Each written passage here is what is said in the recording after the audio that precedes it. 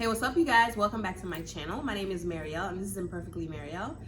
Thank you for stopping by. If this is your first time, if you're a returning subscriber, love you, mean it. I want to dive right in. So, per my, I think, second to last video, Doomsday, where I talked about the day I got picked up, I have one common question that everybody is kind of like, huh? And that's about my kids. So, as I mentioned, they came to my home. My children were both home, and they had my aunt take my little one, and my bigger one went to high school. But at the time, they were both minors. Jordan was about 17, and Caden was 6. And so the number one question is, well, what happened to your children? I'm pretty sure after you got to Hudson, New Jersey, they let you go home to your children, right? Because you have 2 American-born children. Well, I am here to let you know that no, they did not let me go home to my children.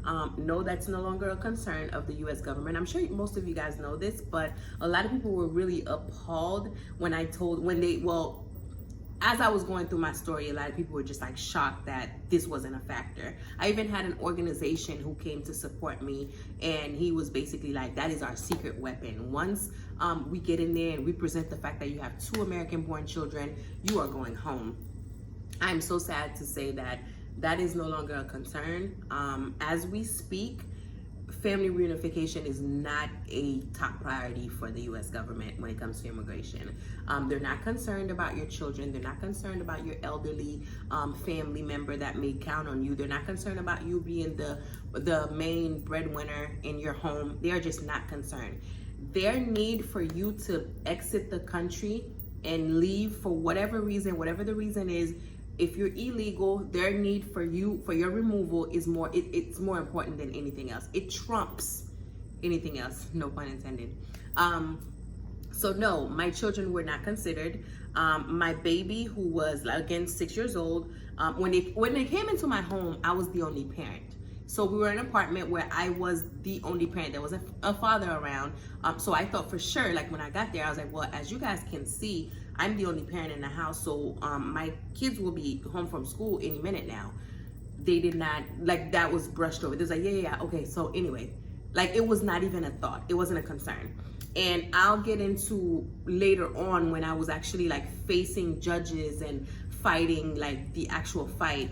I was faced with a prosecutor, and in tears, I was like, ma'am, but what about my children? And I quote Miss, I won't drop her name, but she said to me, you could take them with you. You're welcome to take your children with you. And I was like, take them with me to Haiti? I was like, have you heard of Haiti? She was like, yeah, I know. There's a ton of like, kidnapping and just really bad things going on. But unfortunately, that's where you were born. So your children will have to then go with you. They didn't say that they had to go with me in a sense of they were also getting removed. But if I had they could stay. But if I wanted my children with me, the options was not that I got to stay. The options was that they came with me wherever I was getting shipped off to. And so that's to answer that question in a nutshell. I do have a few more questions I want to address. A lot of people wanted to know what was the turning point? What flagged me to make me get under their radar? What was the reason why they chose that day to come knock on my door? There's a lot of questions that I'll have to get into later, but as we speak, it wasn't a random act. I will be honest. I'll be transparent with you guys. It wasn't a random act.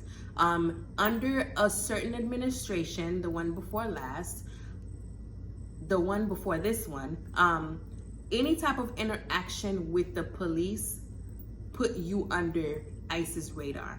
And so whether it was a traffic ticket, whether it was a DUI, whether it was any type of arrest, petty theft, whatever it was, would now put you under ICE's radar.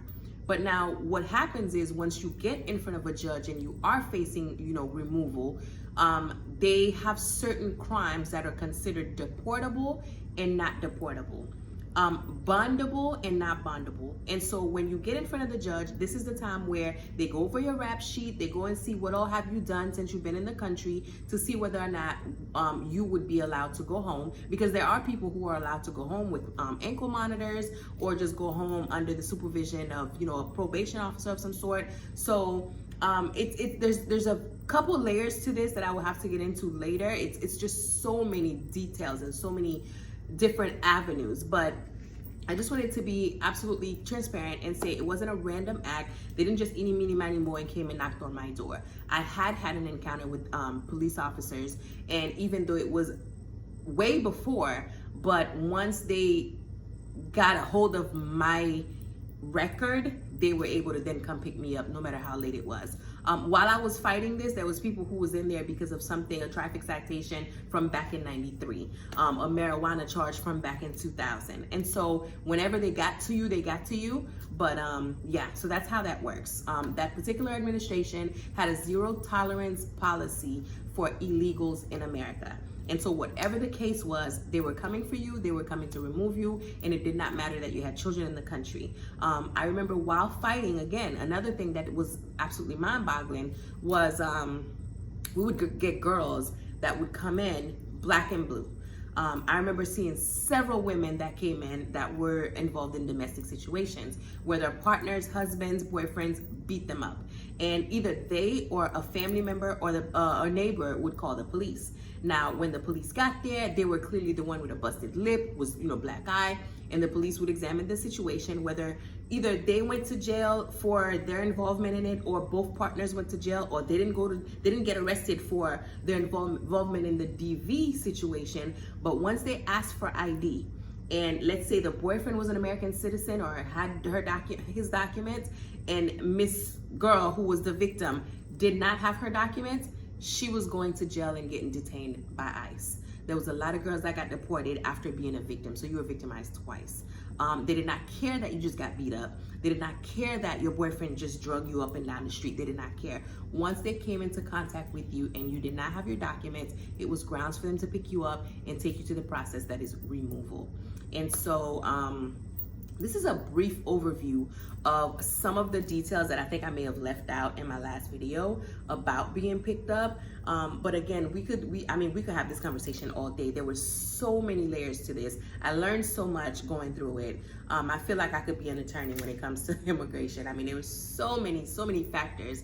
And so another thing, another piece of information that I found out, your defense. So like in a criminal case, let's say I beat up someone, and so I need a defense, and my defense could be they were gonna beat me up, so self-defense, or whatever. I felt like my life was threatened, so I acted. So in removal, in immigration, your defense is called a relief. So once you get to go through the process, you are now having to prove your relief. What is your relief? What is gonna be the reason why you get to stay? Who is sponsoring you? Is your mother a citizen? Is your husband a citizen? Do you have children of 21 years of age? You need a relief. You need a reason, or somehow that this will all be worked out. I'm so sorry I didn't get a hold of it sooner, but now that I'm in front of you, this is my relief. My mother's right here. She's gonna file for me. My son is right here. He's in the process. So that's called a relief. So what happened with me, once I got in the system and I began my fight, I didn't have a relief. So being in the country for years and years and years was not a relief. I had been adopted by my grandmother, who is now a citizen. It wasn't a relief. And again, this is such a multi-layered thing. I'd have to get into more detail, but at the time when my grandmother adopted me, she wasn't a citizen. And so I didn't derive citizenship from her in time, because for a child to derive citizenship from a parent, she had to be under 18. By the time my grandmother got her citizenship, I was over that age. And so I didn't derive that citizenship. When I first got there, got my lawyer, the first fight was gonna be, oh, you're a citizen. Once I started telling my story, she was like, they're gonna hold the doors open for you. You are an American citizen. You are getting walked out of here. They're gonna apologize. You may even have a lawsuit. Yeah, I didn't know. No, I didn't, nah. Yeah, I didn't derive citizenship because of time. Everything is timed, everything has a time frame, and I didn't meet certain time criterias, and so I didn't derive citizenship. Even though I had came into America when I was a kid, the time process, I missed it. I missed so many deadlines, I missed so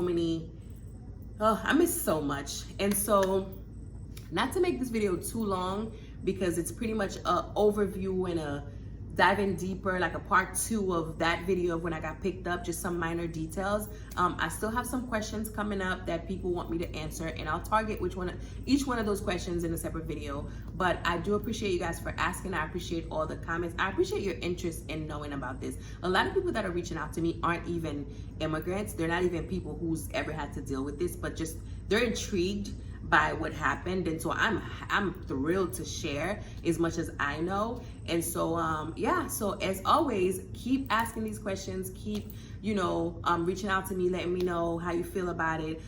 Again, a lot of you guys are so touched by my last video. I'm still getting responses and messages about how it touched you, so I appreciate you guys so much. So we will chat in the next video, and until then, thank you for watching, and I'll see you next time.